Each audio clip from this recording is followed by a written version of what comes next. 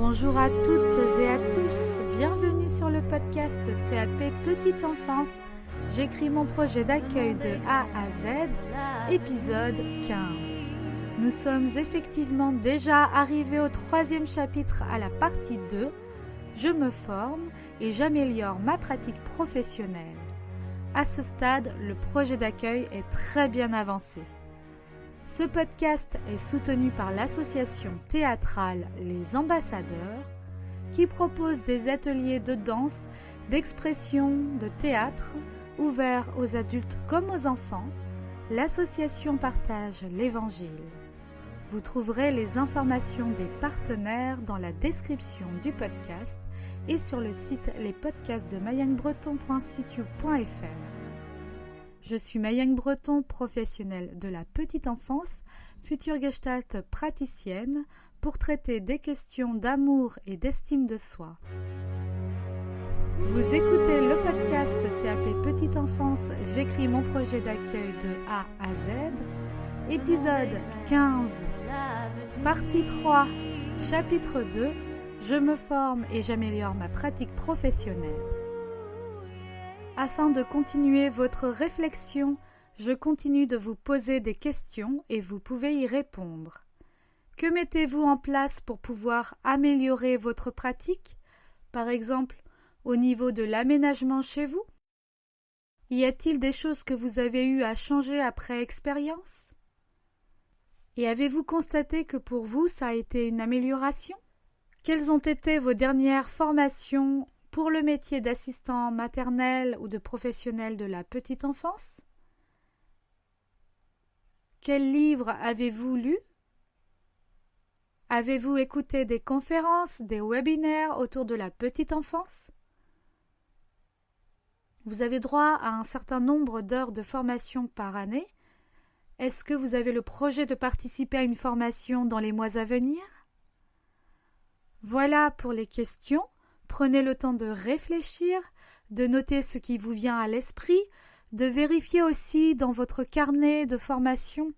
Vous avez un listing des formations que vous avez déjà fait et vous pouvez reprendre l'intitulé de chaque formation pour pouvoir répondre aux questions.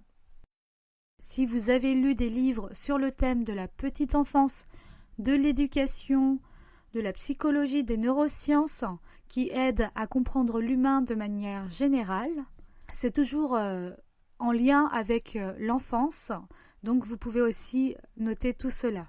Dès à présent, je vais vous lire ce que j'ai pu noter en partie 2. Partie 2, je me forme et j'améliore ma pratique professionnelle. La place de l'observation. Parce que je prends le temps de noter des observations sur les enfants, je m'ouvre à des compétences, je cherche des idées et je m'adapte aux besoins de l'enfant dans son développement. Par exemple, besoin d'un enfant de décoller des papiers pour la dextérité. Eh bien, je vais mettre en place des activités pour pouvoir développer encore plus ce type de besoin. Autre exemple, réelle capacité d'adaptation dans l'aménagement des espaces. Je vais adapter l'aménagement et les jeux en fonction des âges des enfants. Mes participations à des formations, des conférences. La formation tient une place importante pour moi. J'attire l'attention des parents qui peuvent être amenés à me libérer du temps rémunéré pour que je puisse être formée. C'est un droit légal. Ensuite, j'ai listé les formations auxquelles j'ai pu participer. Parfois, il s'agit d'avoir participé à des conférences ou à des ateliers. Je pense notamment que lorsque l'association Tous Ensemble pour la petite enfance s'est déplacée avec un train dans différentes villes, lorsque le train est arrivé dans ma ville à Angers, je suis allée voir le train où il y avait tout un monde autour de l'enfance avec des expositions sur des éléments marquants, des explications notamment dans les neurosciences, sur les émotions, tout ce qui concerne le bien-être de l'enfant, prendre soin, répondre à ses besoins fondamentaux et à ses besoins d'éveil. Il s'agissait donc du train de la petite enfance qui était à Angers en 2018. Tous les ateliers que j'ai pu faire grâce au relais petite enfance, notamment les ateliers en psychomotricité, les ateliers de bien-être avec le concept Snozolen par exemple, le yoga pour les tout-petits, les conférences avec des accompagnants pour les parents, des professionnels.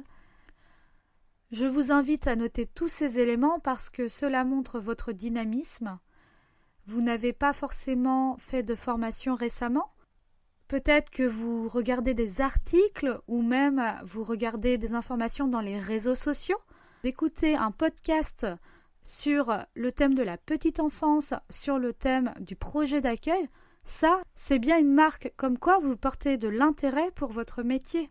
Ou avec le relais petite enfance, vous verrez qui est proposé. Donc tout cela, ça va se développer au fur et à mesure. Ce podcast est soutenu par l'entreprise Podam. La beauté du cœur sauvera le monde.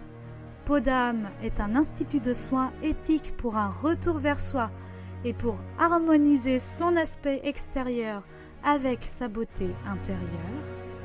Podam, c'est donc des soins de drainage lymphatique manuel selon Émile Vauder, des massages, des soins du visage et du corps éthiques, l'épilation au sucre, d'autres soins.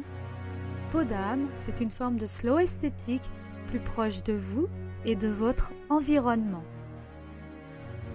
Nous nous retrouvons donc au 16e épisode afin de traiter du réseau professionnel, toujours dans le chapitre 3 qui s'appelle « Je suis actrice ou acteur de la professionnalisation de mon métier ». Ce podcast est accompagné d'une musique chantée par l'artiste Lucy Onmai. Je vous souhaite de la retrouver très prochainement sur toutes les plateformes musicales. Très belle écoute et à très bientôt.